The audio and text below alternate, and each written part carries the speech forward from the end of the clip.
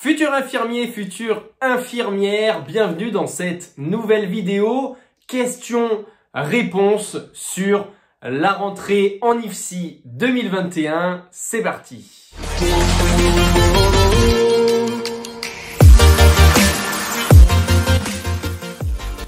Yes, alors bienvenue dans cette toute nouvelle vidéo dans laquelle je vais répondre à vos questions que vous m'avez posées suite à un sondage sur Instagram. Si c'est fait, si ce n'est pas encore fait, je t'invite à nous suivre sur Instagram, @objectif.infirmière. Et tout de suite, on démarre par la première question. C'est celle de Thomas. Est-ce qu'il y a cette année une pré-rentrée? Alors effectivement, d'habitude, il y a une pré-rentrée, entre guillemets en temps normal, puisqu'on est toujours dans la situation sanitaire que l'on connaît. Malheureusement, il risque cette année de ne pas y en avoir.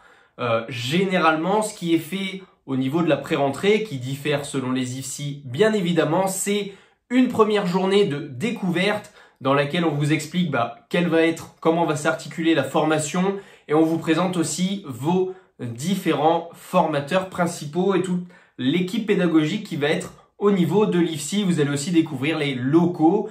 Ensuite, sur les 4 jours d'après, voire plus, il y a généralement ce qu'on appelle la semaine d'intégration qui est gérée par les 3e années, mais qui cette année ne devrait se faire dans aucun établissement sauf contre-ordre. Prochaine question, celle de Anna. Anna qui nous demande: les cours seront-ils en distanciel? Et j'ai reçu aussi d'autres vidéos pour me demander s'il y aura encore des cours en visio. La réponse inévitable, c'est oui. Alors, on ne sait pas trop comment ça va évoluer, ce qui va être décidé. En tout cas, déjà avant, il y avait des cours vidéo, des cours en distanciel pour tout ce qui était les cours universitaires. Pour ceux qui n'ont pas forcément l'université très proche de chez eux, ils vous faisaient pas forcément déplacer, ou alors c'était des vidéos pré-enregistrées.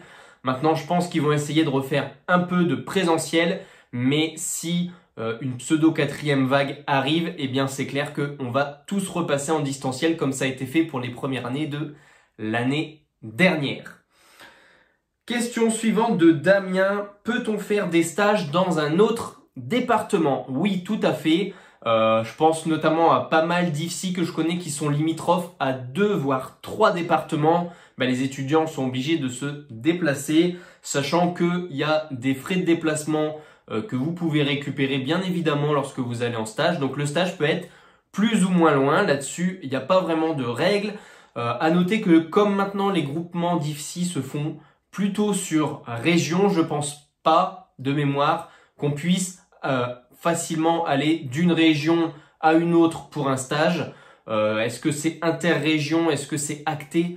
Je ne sais pas. Si certains qui regardent cette vidéo ont la réponse, eh bien mettez-la moi en commentaire, ça m'intéresse d'avoir l'info. Quelles sont les matières de la formation? Alors cette question me fait plutôt peur.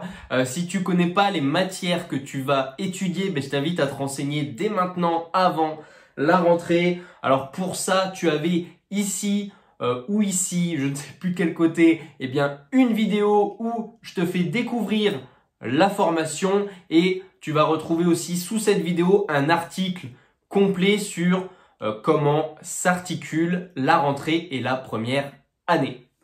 Prochaine question: que prendre les premiers jours?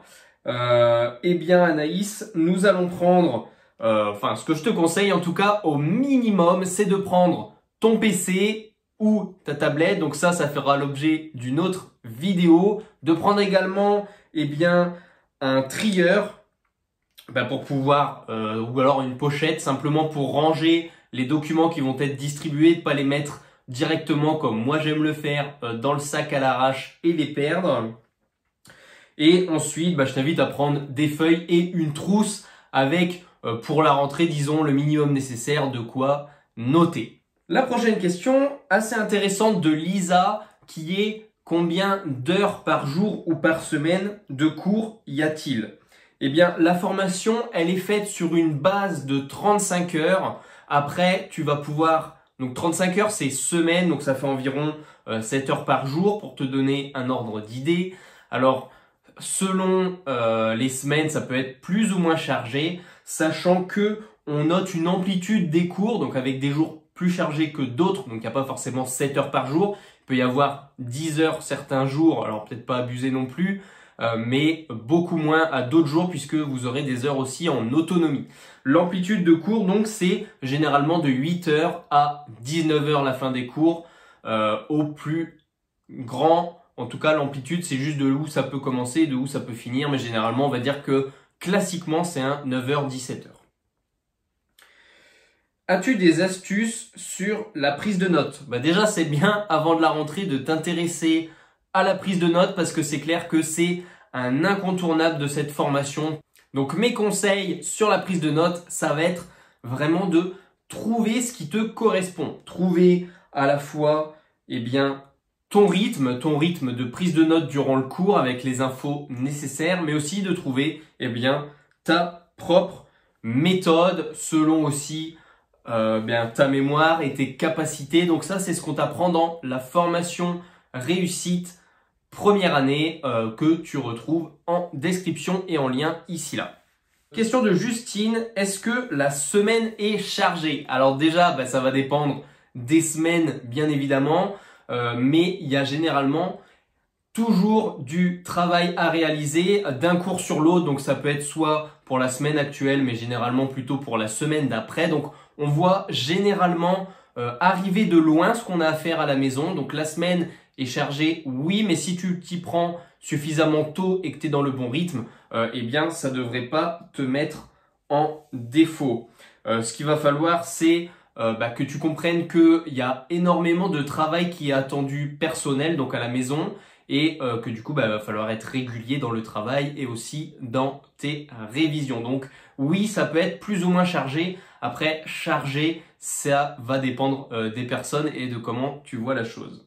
Mégane qui demande, doit-on effectuer le vaccin pour la rentrée, sachant que je l'ai eu le mois dernier? Alors, pour l'instant, il me semble qu'il n'y a rien d'obligatoire qui est officiellement tombé pour les étudiants en soins infirmiers. Je pense pas que l'IFSI va obliger les étudiants à se faire vacciner.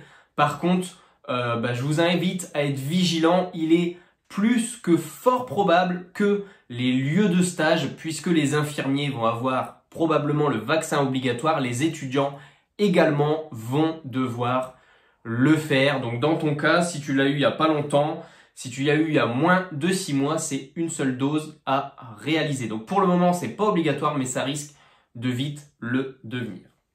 Alors dernière question, quels sont les UE qui vont être vus en premier? Alors il faut savoir que la première année et encore plus particulièrement le premier semestre, ça va vraiment être les bases de la théorie, tout ce qui va être à connaître par cœur. Donc vous allez retrouver un certain nombre d'UE, la liste précise est dans l'article sous cette vidéo, mais grosso modo tu vas retrouver la biologie, la psychologie, la législation, les grandes fonctions du corps humain et aussi l'infectiologie qui sera assez importante. En fait, ça va être toutes les bases nécessaires pour vous envoyer à votre tout premier stage. Donc voilà pour les questions qu'on m'avait posées sur la rentrée. Vous pouvez continuer à me poser vos questions dans la zone commentaires. Sinon, sachez que vous êtes totalement accompagné pour la rentrée ainsi que la première année via notre formation réussite première année IFSI et dans laquelle vous aurez aussi en bonus plus de 150 fiches sur les semestres 1 et les semestres 2 pour être hyper serein. C'était Geoffrey, on se retrouve très vite dans une prochaine vidéo sur la rentrée en IFSI. Bonne rentrée à toi, ciao.